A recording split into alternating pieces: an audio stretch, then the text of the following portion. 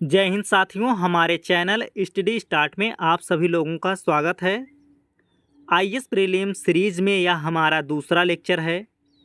इसमें हम polity, geography, history और इकोनॉमिक के क्वेश्चन को सॉल्व करेंगे।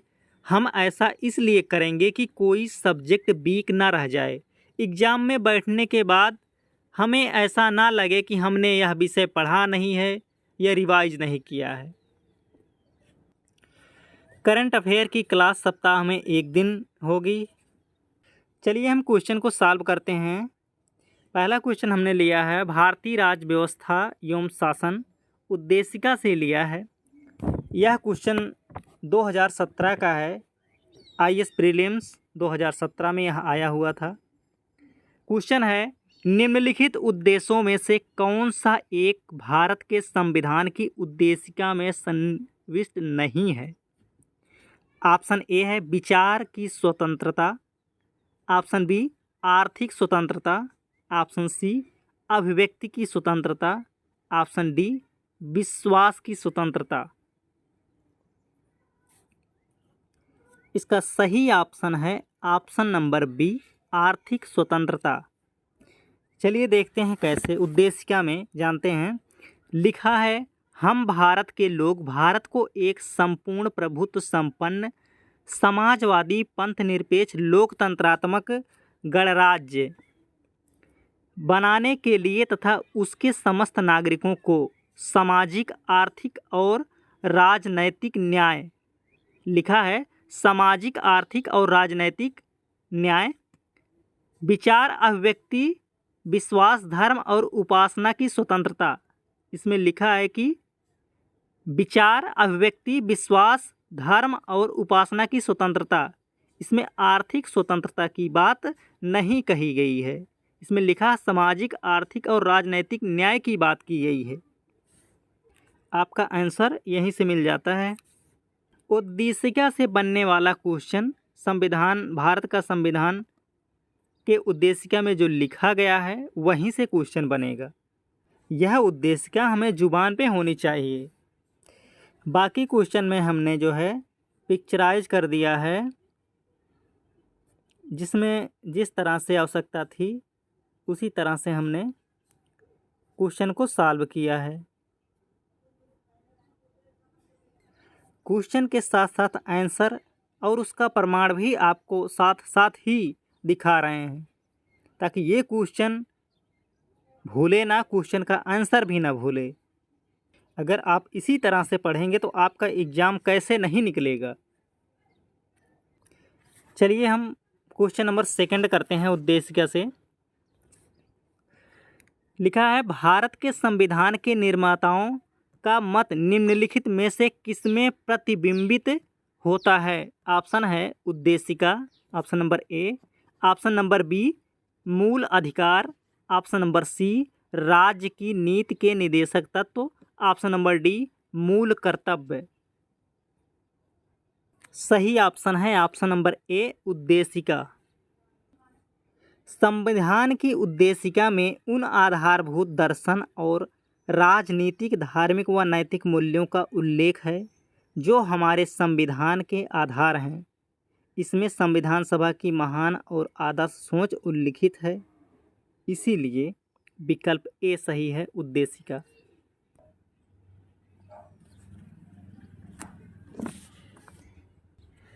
चलिए हम ज्योग्राफी के क्वेश्चन को सॉल्व करते हैं। भारत का भूगोल। क्वेश्चन है सियाचिन हिमनद कहाँ स्थित है।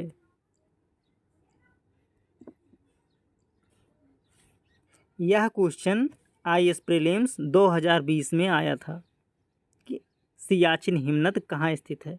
ऑप्शन है ए अक्साई चीन के पूर्व में, ऑप्शन बी लेह के पूर्व में, ऑप्शन सी गिलगित के उत्तर में, ऑप्शन डी नुब्रा घाटी के उत्तर में। सही ऑप्शन है ऑप्शन नंबर डी नुब्रा घाटी के उत्तर में। चलिए मैप में देखते हैं। सियाचिन हिमनद हिमालय के पूर्वी काराकोरम श्रेणी में स्थित है। यहाँ पे देखते हैं जो विश्व की गैर ध्रुवीय क्षेत्र का दूसरा सबसे बड़ा हिमनद है। यह क्षेत्र विश्व का सबसे ऊंचा युद्ध क्षेत्र है। सियाचिन हिमनद के पूर्व, सियाचिन हिमनद के पूर्व यहाँ पर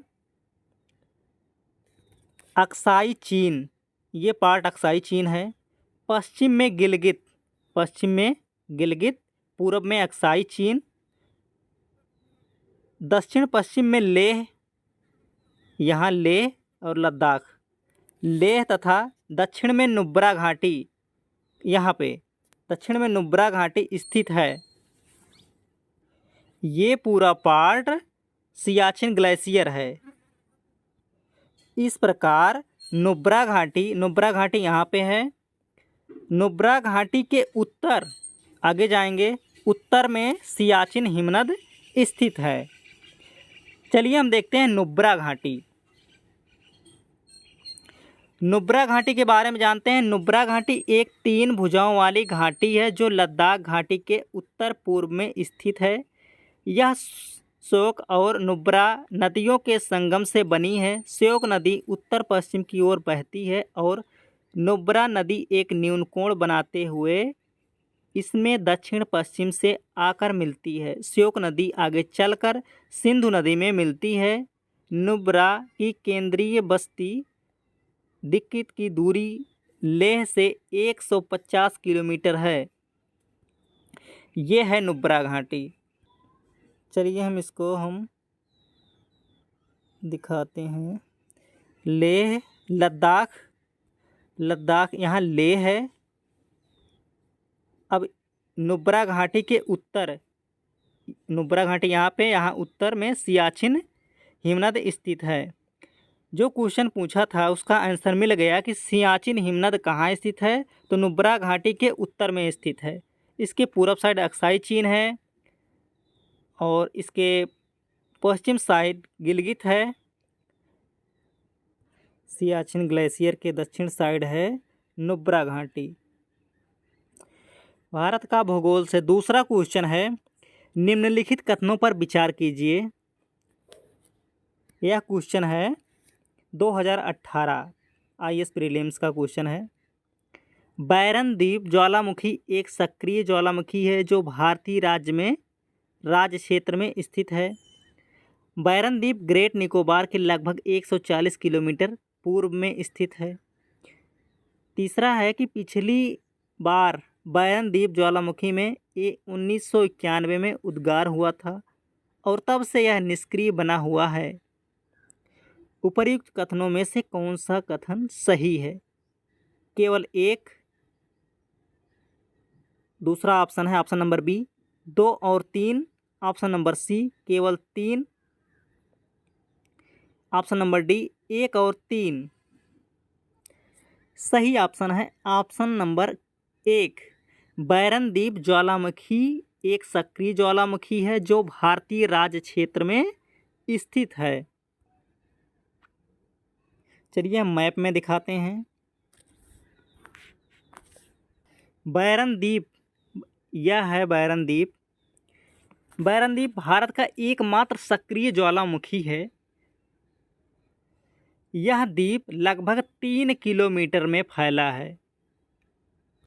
भारत में 2 द्वीप हैं। एक है नारकोंडम आइसलैंड, दूसरा है बैरन आइसलैंड। बैरन द्वीप एक सक्रिय ज्वालामुखी है जो भारतीय क्षेत्र में स्थित है। बैरन द्वीप ग्रेट निकोबार के उत्तर में स्थित है। ग्रेट निकोबार के उत्तर में स्थित है। बैरन द्वीप ज्वालामुखी में पिछली बार उद्गार 1991 में हुआ था। तब से यहाँ 2-3 वर्षों पर उद्गार होता रहता है। अभी हाल में उद्गार फरवरी 2016 में हुआ था। बैरन ज्वालामुखी सक्रिय ज्वालामुखी है और नारकोंडम जो है वो प्रसुप्त ज्वालामुखी है। उसका भी हम फिगर दिखा देते हैं। ये है नारकोंडम ज्वालामुखी। इसकी स्थिति जान लेते हैं नारकोंडम की। नारकोंडम ज्वालामुखी जो अंडमान निकोबार द्वीप समूह के उत्तर, अंडमान के पूर्व में स्थित है। यहाँ पे लोकेटेड है, पूर्व में स्थित है। चलिए अब हिस्ट्री के क्वेश्चन को सॉल्व करेंगे। हिस्ट्री में आधुनिक भारत से है। यह क्वेश्चन आईएएस प्रीलिम्स 2019 का है कि स्वदेशी आंदोलन के संदर्भ में निम्नलिखित कथनों पर विचार कीजिए। नंबर 1, इसने देसी शिल्पकारों के कौशल तथा उद्योगों को पुनर्जीवित करने में योगदान किया। नंबर 2, स्वदेशी आंदोलन के एक आयोग के रूप में राष्ट्रीय शिक्षा परिषद की स्थापना हुई थी। अब बताना है कि उपर्युक्त में से कौन सा कथन सही है। ऑप्शन नंबर ए केवल 1, ऑप्शन नंबर बी केवल 2, ऑप्शन नंबर सी 1 और 2 दोनों, ऑप्शन नंबर डी न तो 1 ना ही 2। सही ऑप्शन है ऑप्शन नंबर 1 और 2 दोनों। इसमें देसी शिल्पकारों के कौशल तथा उद्योगों को पुनर्जीवित करने में योगदान किया। दूसरा था स्वदेशी आंदोलन के एक आयोग के रूप में राष्ट्रीय शिक्षा परिषद की स्थापना हुई थी। दोनों ऑप्शन सही हैं।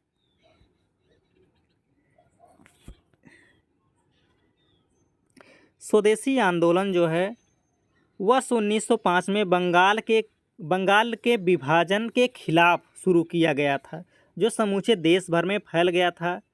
स्वदेशी आंदोलन में बाल गंगाधर तिलक, बिपिन चंद्रपाल, लाला लाजपत राय जैसे प्रमुख लोग शामिल थे। यहाँ भीड़ में ना तो आप देखे थे ना हम देखे हैं।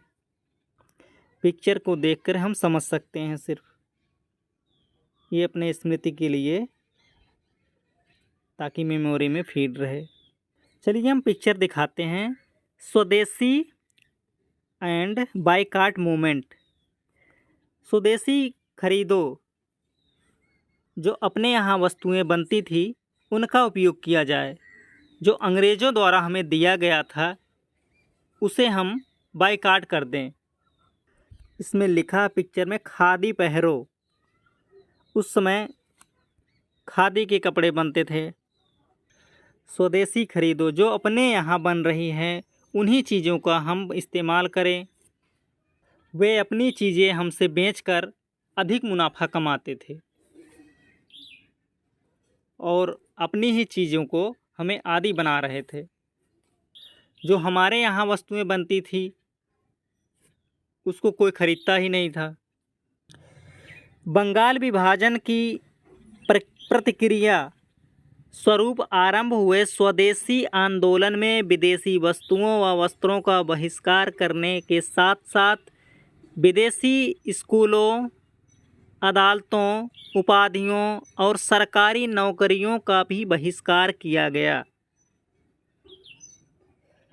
इसके अतिरिक्त इसके अंतर्गत एक आयोग के रूप में वर्ष 1906 में राष्ट्रीय शिक्षा परिषद की स्थापना की गई, जिसका उद्देश्य साहित्य, वैज्ञानिक व तकनीक क्षेत्र में स्वदेशी नियंत्रण के तहत राष्ट्रीय शिक्षा को बल प्रदान करना था। साथ ही इसके द्वारा देसी शिल्पकारों के कौशल तथा उद्योगों जैसे हथकरघा, रेशम व वस्त्र, लौह इस्पात, चमड़ा आदि उद्योग को भी पुनर्जीवित करने का प्रयास किया गया। आधुनिक भारत से दूसरा क्वेश्चन है कि स्वदेशी और बहिष्कार पहली बार किस घटना के दौरान संघर्ष की विधि के रूप में अपनाए गए थे?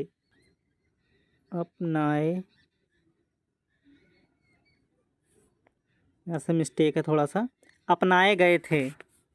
ऑप्शन है ए बंगाल विभाजन के विरुद्ध आंदोलन, option number B home rule आंदोलन, ऑप्शन नंबर सी असहयोग आंदोलन, option number D Simon Commission की भारत यात्रा। सही ऑप्शन है ऑप्शन नंबर ए बंगाल विभाजन के विरुद्ध आंदोलन। चलिए हम पिक्चर में दिखाते हैं। साल 1905 में 20 जुलाई को लॉर्ड कर्जन ने बंगाल के 2 टुकड़े करने का ऐलान किया। लॉर्ड कर्जन उस समय भारत का गवर्नर जनरल था। लॉर्ड कर्जन जो है इसलिए विभाजित करना चाहता था कि तत्कालीन बंगाल जो है, बंगाल जिसमें बिहार और उड़ीसा भी शामिल थे, काफ़ी विस्तृत है। अतः इसका प्रशासन एक लेफ्टिनेंट गवर्नर द्वारा बेहतर तरीके से नहीं चलाया जा सकता, किंतु वास्तविक कारण प्रशासनिक नहीं अपितु राजनीतिक था। इसीलिए जो है कर्जन के बंगाल विभाजन के विरोध में स्वदेशी और बहिष्कार आंदोलन का सूत्रपात हुआ। बंगाल को लॉर्ड कर्जन द्वारा दो भागों, पूर्वी बंगाल एवं पश्चिमी बंगाल में बांट दिया गया। 16 अक्टूबर 1905 में अलग कर दिया गया। विभाजन के पीछे का मुख्य कारण यह था कि उस समय बंगाल भारतीय राष्ट्रीय चेतना का केंद्र बिंदु था तथा बंगाल के लोगों में अत्यधिक राजनीतिक चेतना जागृत थी, जिसे कुचलने के लिए कर्जन ने बंगाल को बांटना चाहा और उसने बंगला भाषी हिंदुओं को दोनों भागों में अल्पसंख्यक बनाना चाहा। इसी कारण से बंगाल विभाजन के विरुद्ध सभा सम्मेलनों प्रदर्शनों के सीमित प्रभाव को देखते हुए जनता की बृहद भागीदारी हेतु स्वदेशी व बहिष्कार जैसे सकारात्मक उपाय सर्वप्रथम अपनाए गए। अविभाजित बंगाल का क्षेत्रफल 1,89,000 वर्ग मील यानी फ्रांस के बराबर था, जबकि आबादी 8 करोड़ और कमाई 113 लाख रुपए थी। एच रिस्ले ब्रिटिश शासक का कथन है कि संगठित बंगाल एक ताकत है, लेकिन अगर इसे बांटा गया तो यह अलग अलग हिस्सों में खींचा जाएगा। बंटवारे का उद्देश्य प्रशासनिक दबाव कम करना और देश की आज़ादी के लिए जारी आंदोलन को कमज़ोर बनाना।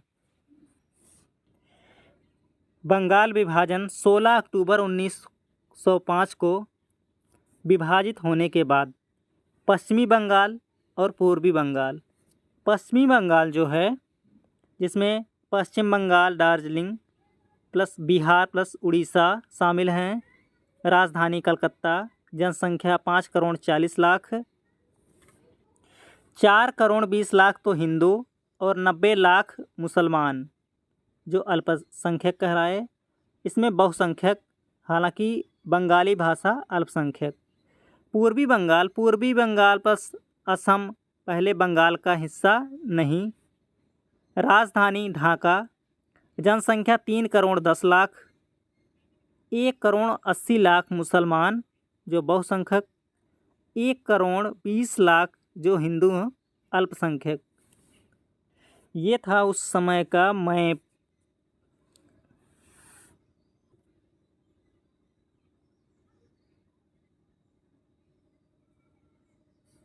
यह मानचित्र पूर्वी बंगाल और असम प्रांत के मानचित्र। पहले हमारा भारत 1904 में इस तरह से था। ये पूरा पार्ट मिल के जो है एक था। बाद में आज़ादी के बाद यहाँ जो खंडर दिखाई दे रहा है, आज़ादी के बाद मैप इस तरह से हो गया। यह क्वेश्चन इकोनॉमिक्स से है। आर्थिक और सामाजिक विकास। क्वेश्चन है निम्नलिखित में से किससे किसी अर्थव्यवस्था में मुद्रा गुणक में वृद्धि होती है। ऑप्शन नंबर ए, बैंकों में आरक्षित नकदी निधि अनुपात में वृद्धि। ऑप्शन नंबर बी, बैंकों के सांविधिक चल निधि अनुपात में वृद्धि। ऑप्शन नंबर सी, लोगों की बैंकिंग आदतों में वृद्धि। ऑप्शन नंबर डी, देश की जनसंख्या में वृद्धि। इसका सही ऑप्शन है ऑप्शन नंबर सी, लोगों की बैंकिंग आदतों में वृद्धि। चलिए एक कॉन्सेप्ट जानते हैं कि मुद्रा गुणक की अवधारणा। यह इस विचार पर आधारित है कि जब अर्थव्यवस्था में अधिक धन उपलब्ध होगा तो लोगों द्वारा इसे खर्च करने की अधिक संभावना होगी, जिसके परिणाम स्वरूप आर्थिक गतिविधियों में वृद्धि होगी। किसी अर्थव्यवस्था में मुद्रा गुणक उसके मौद्रिक आधार और मुद्रा आपूर्ति के संबंध को व्यक्त करता है। मुद्रा गुणक से तात्पर्य अर्थव्यवस्था में मुद्रा के स्टॉक और शक्तिशाली मुद्रा के स्टॉक के अनुपात से है।